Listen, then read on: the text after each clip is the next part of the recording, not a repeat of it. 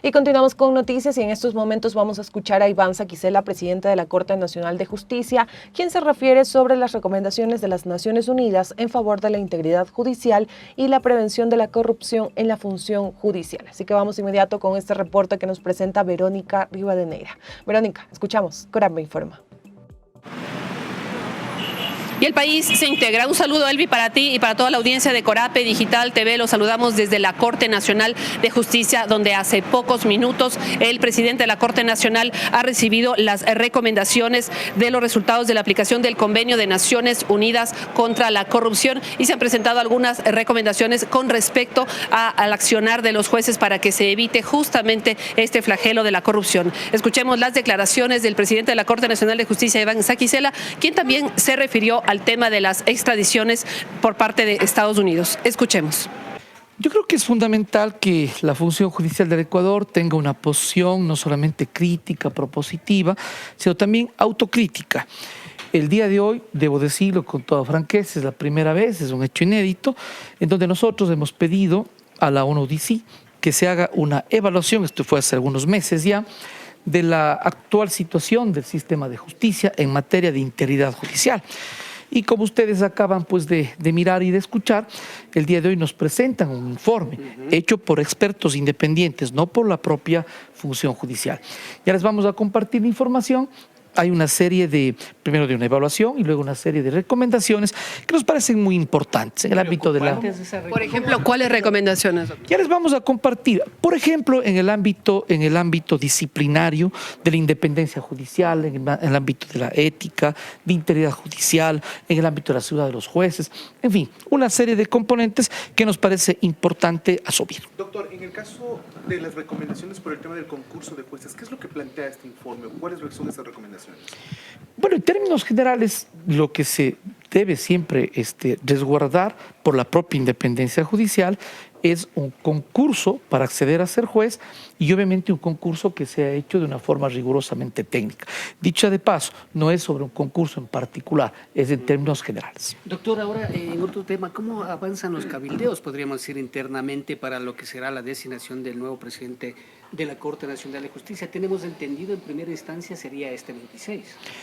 Nosotros tenemos por imperativo legal que convocar y elegir a un presidente o presidenta de la Corte Nacional. Así va a ser en los próximos días.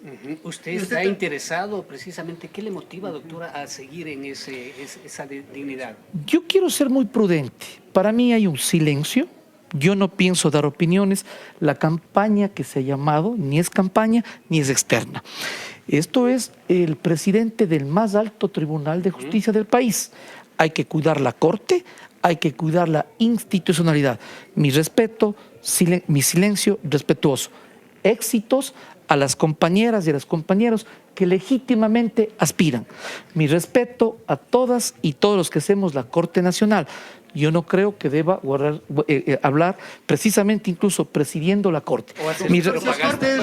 De ninguna manera. Mi respeto... Doctor, si usted es elegido, doctor, ¿cuáles son las acciones que las primeras acciones que emprenderá, por favor? Una vez más, quiero ser muy respetuoso.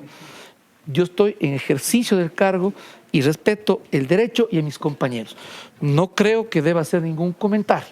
Les deseo éxito a todos quienes aspiran. ¿La imagen de la Corte Nacional de Justicia? Doctor, el tema de lo que se abre las extradiciones para el Ecuador, después de cerca de 23 años, el gobierno norteamericano da esta apertura. 2 personas estarían en las próximas semanas de venir al país. Esto abre una ventana también a que estas causas que están represadas de otras solicitudes de extradiciones como Jordán, como Verduga y otras personas que se han solicitado, las Isaías, pueda abrirse la ventana para que estos casos puedan tratarse y dar celeridad después de tantos años. Yo creo que sí. Yo quiero recordar de que el presidente de la Corte Nacional es autoridad central en materia de extradición. Hemos venido trabajando arduamente y desde luego allí están los resultados.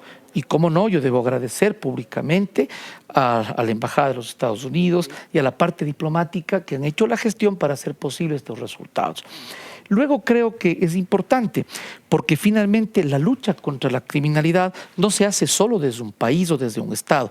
Tiene que ser a través de cooperación internacional. Yo creo que es un muy buen precedente para futuras extradiciones. Algún momento, cuando gusten, yo les informaré que precisamente existen varios pedidos y trámites que se han hecho de conformidad con la ley. Entonces, yo creo que por el país nos satisface que en efecto, por primera vez o después de muchísimos años, existe una extradición de los Estados Es Unidos. un tema de Ecuador. confianza, doctor, es un tema de confianza en el Ecuador y en lo que se está haciendo en materia de justicia para que el gobierno norteamericano Haya también cambiado de idea, admite y haya cambiado esa idea de que puedan venir esas personas a ser juzgadas en el Ecuador. Yo creo que francamente sí, además de la parte jurídica. Ustedes aprecian, por ejemplo, en el evento de hoy mismo, que hay una cooperación a nivel de los entes internacionales. Hoy día se trata de la ONU, de la Organización de las Naciones Unidas. Entonces, me parece que sí, y creo que la función judicial tiene que apostarle precisamente a estar a la altura de las exigencias ciudadanas en circunstancias tan difíciles que vive el Ecuador. Doctor, quisiera preguntar sobre el tema de corrupción, ya que se ha dado este informe con Naciones Unidas, porque también ha existido en los últimos días muchos datos preocupantes de favorecer, por ejemplo, por parte de jueces a familiares de Fito, cambiando los delitos, favoreciendo a estos grupos delincuenciales. ¿Le preocupa también a Naciones Unidas? ¿Les preocupa a ustedes las presiones que pueden tener los jueces y qué opinarían ustedes de crear esta figura de jueces sin rostro? Le consulto por todo lo que ha surgido estos días y porque sí preocupa que personas ligadas al crimen organizado, lavado de activos y un montón de delitos son personas que están libres, del caso justamente de la esposa de alias Fito. Yo lo que creo es de que las juezas y los jueces del Ecuador debemos entender las circunstancias extraordinarias que vive el país. Cabalmente es un estado de guerra, lo ha dicho el propio presidente de la República, eso hemos analizado en el COSEPE, y las juezas y los jueces del Ecuador debemos estar a la altura de esas circunstancias. Es decir, el Estado debe estar unido y la Administración de Justicia dando respuestas. También, por lo demás, yo quiero recordar de que justamente los delitos de terrorismo, de crimen organizado, deben ser tramitados y resueltos en la unidad judicial con sede en la ciudad de Quito. Y en ese sentido debe estar coordinada la policía, la fiscalía y los jueces. Pero le hablo de las presiones, doctor, de esas presiones que han recibido y de esta preocupación que hay. Se ha hablado de corrupción, acá justamente en este informe se ha mencionado esto en este sistema, porque ¿cómo es posible favorecer a este tipo de personas y que están libres?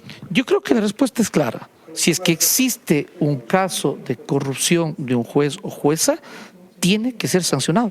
La respuesta es clara. Yo no puedo hablar en términos genéricos.